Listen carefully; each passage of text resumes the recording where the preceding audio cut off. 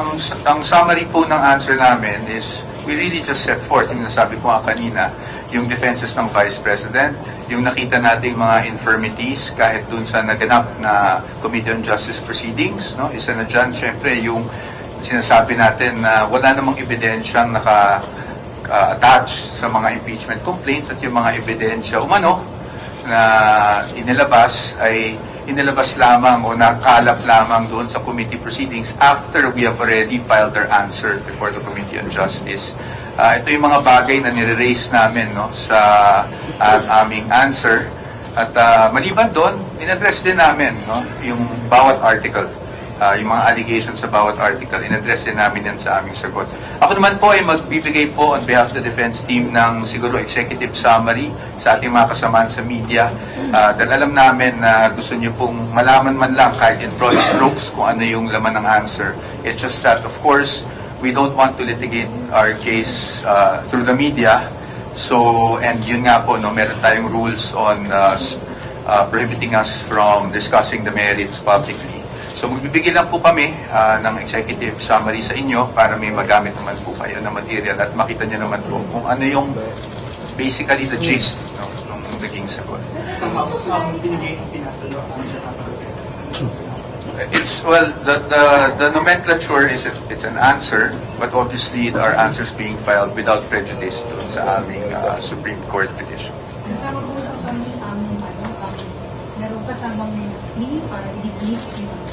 Yes, of course, it's always going to be one of our prayers, no? Dahil nga sa tingin namin, naging infirm yung may mga infirmities yung proceedings bago pa umakyat sa Senado itong articles of impeachment.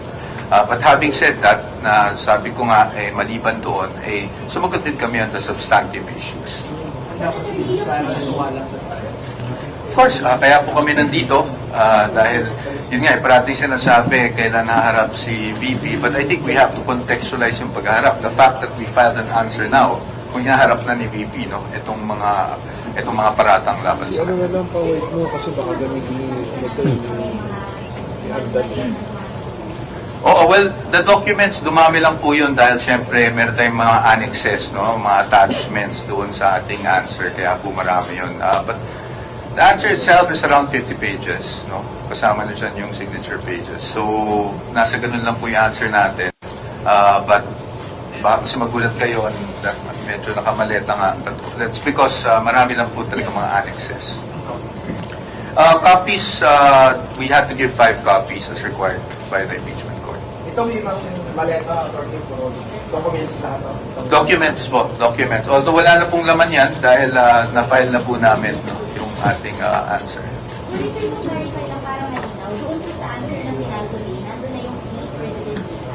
Yes, that's one of the prayers no, sa answer namin na sinasabi namin meron ngang infirmities yung naging proceedings.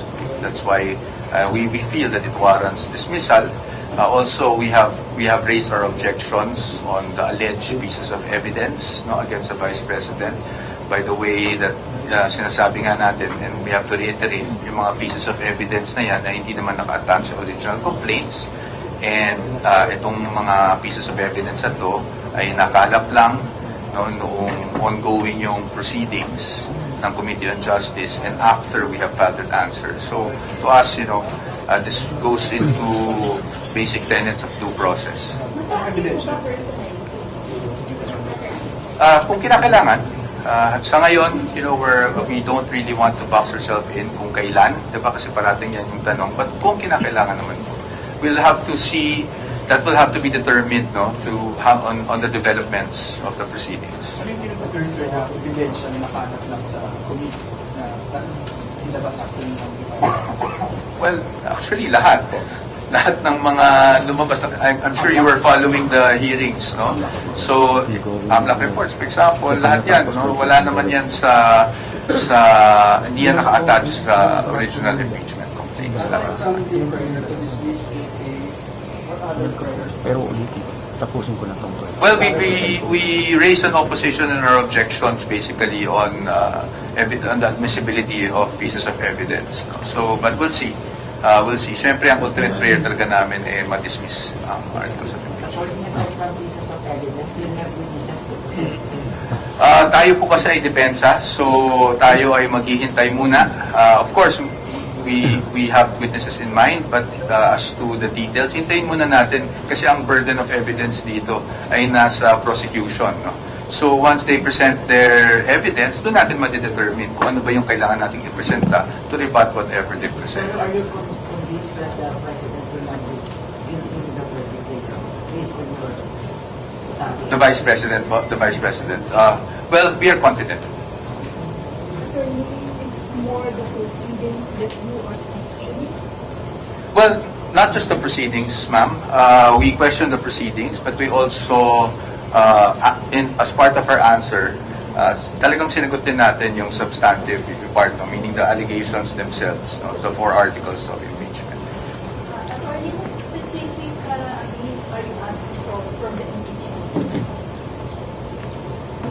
As I said, ultimately, syempre, dismissal po no, ng articles of impeachment. Titingnan natin kung ano yung mangyayari sa proceedings and we will participate and definitely we will abide by what is constitutionally permissible in the constitutional processes laid down.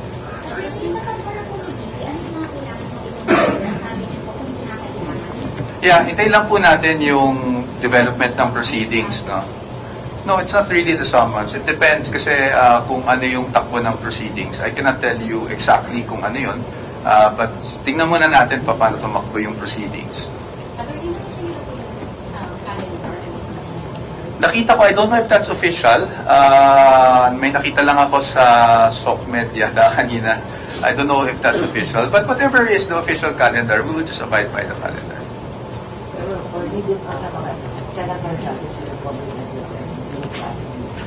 Of course, alam nyo, parati kong sinasabi, parati namin sinasabi sa defense team, we should always give the senator judges the benefit of the doubt. No? Although we have to admit, and we're not naive to the fact that impeachment is both a political and a legal process, we believe in political neutrality of the senator judges. So, kung meron mang partiality, huwag po muna natin kumbaga bigyan ng badge of any partiality ang kahit sinong senador, mapa pro or anti, di ba? We have to give the senator judges the benefit of the doubt and we submit to whatever happens in the impeachment. Given the pieces of evidence and now the procedural stuff that you're going through, are you confident that this can be a simple or shorter impeachment? Yes, because as far as we're concerned, we're very confident with our legal position. No? We are very confident that wala namang nagawang impeachable offense ang ating Vice Presidente. But these things will be threshed out. It will depend on the pieces of evidence that will be presented, the witnesses that will be presenting those pieces of evidence. So, hindi natin alam, susunod lang tayo kung ano yung magiging schedule. No? But tayo, we are ready to confront all of these allegations.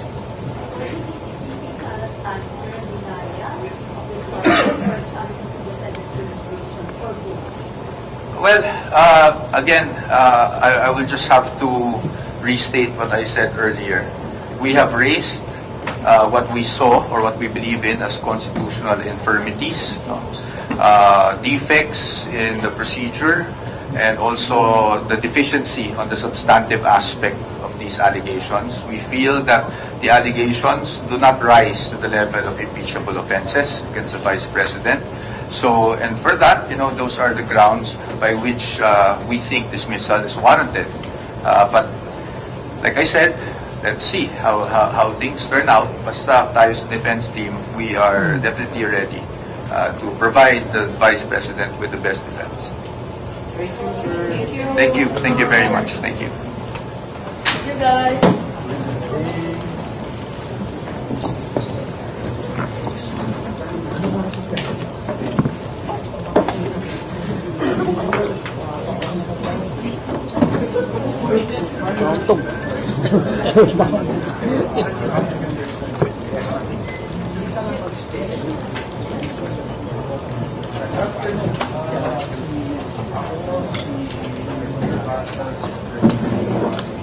Larry.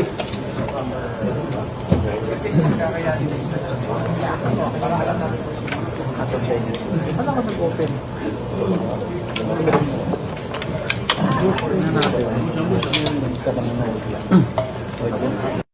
Question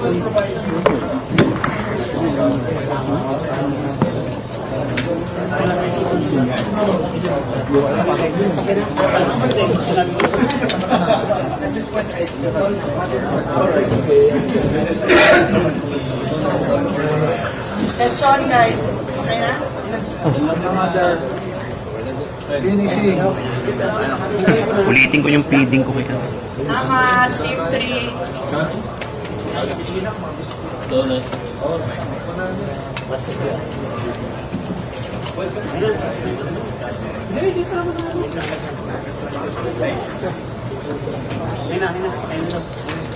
Cok. Cok. Kalasin mo na, Cok. Tatakin ko rin. Oh. Session na tayo, Chok. Ah. Wait lang ha. Paano lang kablo? Sige boy! Sige boy! Kasi lang ako. Ano gagawin ko? Tapakan mo ko! Hindi ko na, dali na. Sige boy! Ayan, okay na.